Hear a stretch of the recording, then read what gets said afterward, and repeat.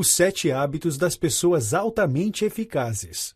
Para alcançar mudanças reais em sua vida e no seu desenvolvimento pessoal, é necessário trabalhar em seu próprio caráter, formar novos hábitos e alterar as crenças fundamentais, que formam a sua visão do mundo. Afinal, o crescimento pessoal real não pode ser alcançado através de atalhos. Essa é a mudança que Stephen R. Covey tenta trazer para você em Os 7 Hábitos das Pessoas Altamente Eficazes. Para Stephen, se você realmente quer mudar seu destino, você precisa mudar seus hábitos e seu caráter, trabalhando de dentro para fora. A partir do momento em que você muda drasticamente a si mesmo, você pode começar a mudar o mundo ao seu redor.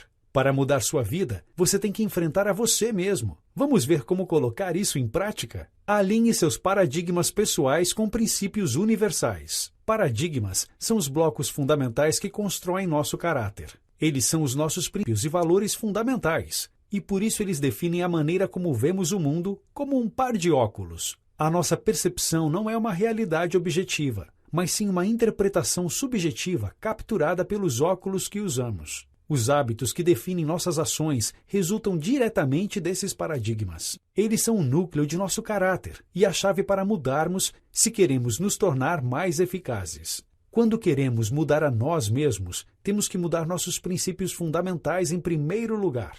Somente desta forma é possível mudar a nossa realidade subjetiva e, com ela, o nosso comportamento. Para tal, o primeiro passo é se tornar consciente dos nossos próprios paradigmas.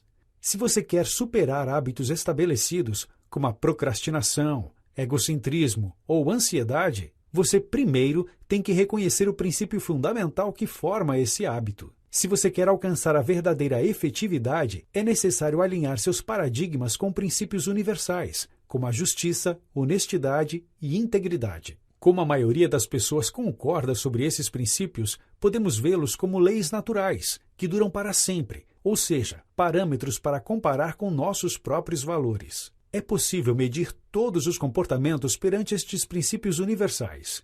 Quanto mais somos capazes de alinhar nossos valores a eles, mais seremos capazes de nos integrar com harmonia ao mundo que nos rodeia. Seja proativo. Quer se tornar mais efetivo? Você precisa tomar o controle da sua vida diante de todas as oportunidades e situações que surgem. Tome decisões e ações sempre baseadas nos seus valores e não apenas baseado nas condições, nas situações nas quais você se encontra neste momento. A liberdade na escolha da sua resposta se baseia em autoconhecimento, para que você consiga entender seus sentimentos e pensamentos. Imaginação, para você ser capaz de ir além da sua realidade presente. Consciência, sua capacidade de distinguir o bem do mal. Livre-arbítrio, para que você consiga alterar suas emoções e pensamentos percebidos pelo seu autoconhecimento. Uma pessoa proativa é guiada pelos seus próprios valores e, diferente de uma pessoa reativa, ela faz questão de tomar suas próprias decisões, nunca deixando que o mundo ou os outros lhe digam o que fazer para mudar sua situação. Se você é proativo, ninguém é capaz de afetar seus sentimentos de forma negativa, a menos que você permita. Esta verdade não é fácil de aceitar, principalmente se você costuma colocar a culpa nos outros pelos seus problemas. Uma vez que você aceite que você causou sua própria situação atual e que você é senhor do seu destino, você se torna capaz de mudar o seu futuro. Uma das melhores maneiras de mudar isso é mudando a sua forma de se comunicar.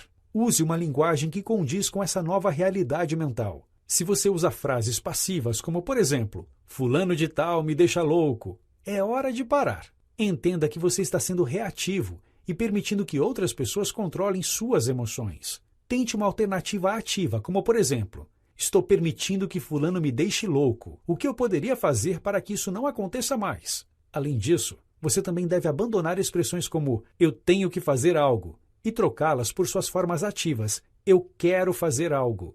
Foque nas coisas que você possa controlar e você se tornará uma pessoa mais eficaz. Comece com um fim em mente. Muitas pessoas trabalham para objetivos sem sentido, um pouco difuso. Eles se preocupam em serem eficientes, ao invés de eficazes. Para mudar isso, é preciso desenvolver o hábito da liderança pessoal, que se baseia na necessidade de começar cada dia com um claro entendimento dos seus objetivos e resultados desejados. Para ter sucesso, é preciso planejar primeiro e executar depois. Primeiramente, você deve definir o que deseja conseguir e, depois disso, planejar todas as atividades para conseguir atingir aquele objetivo. A liderança pessoal deve vir primeiro na forma da pergunta: o que quero conseguir?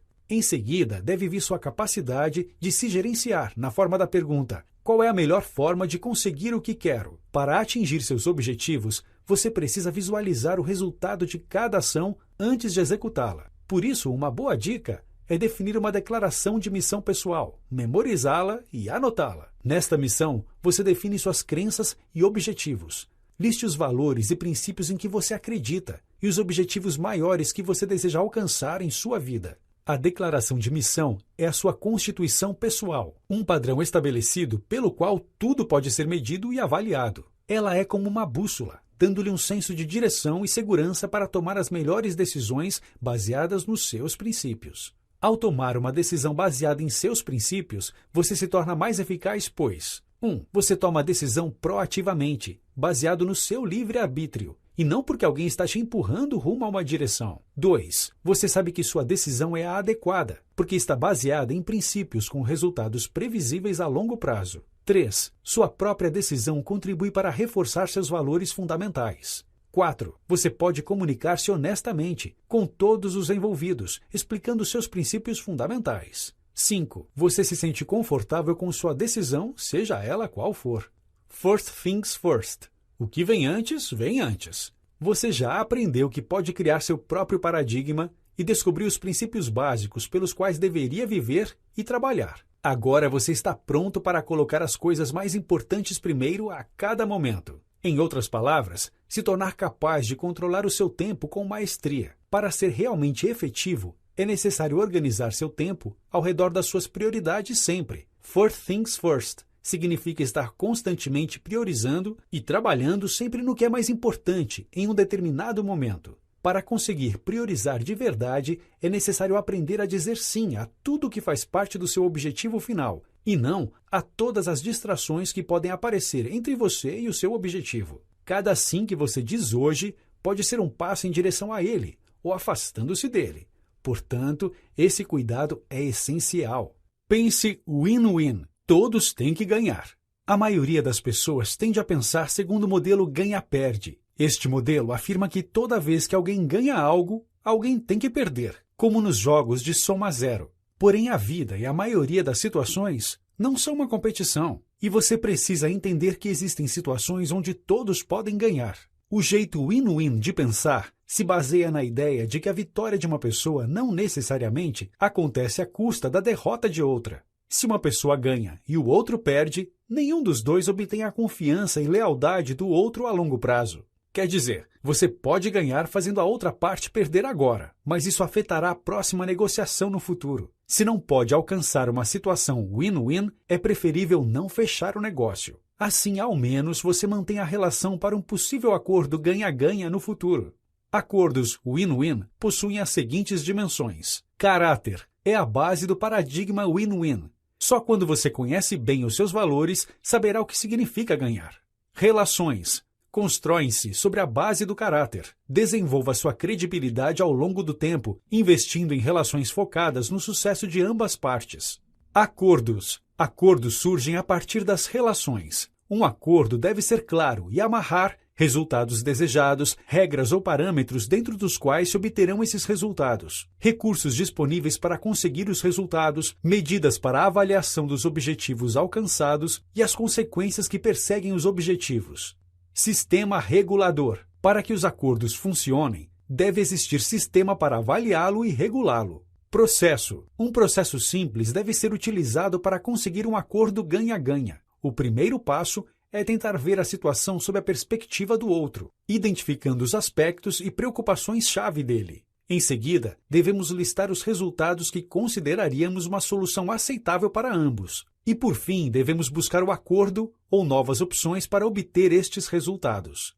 Procure primeiro entender e depois ser entendido. Cada relacionamento é como uma espécie de conta bancária emocional, que registra exatamente quanto cada pessoa tem investido nele. Quanto maior o equilíbrio, maior a confiança entre as partes. E para chegar a este equilíbrio, é preciso entender o outro. Este é o hábito da comunicação efetiva e também o hábito mais poderoso e que podemos colocar em funcionamento de forma imediata. A maioria das pessoas passa sua vida aprendendo a se comunicar de forma escrita ou falada, mas tem pouco treinamento em escutar e entender verdadeiramente a outra pessoa. É raro encontrar pessoas que escutam com a intenção de entender. Geralmente as pessoas escutam com a intenção de responder. Escutar com empatia é uma ferramenta muito poderosa, que lhe proporciona a informação exata com a qual trabalhar. Em lugar de filtrar o que a pessoa fala pelo filtro com o qual você vê o mundo ou o escuta, você tem que entender como a outra pessoa o vê.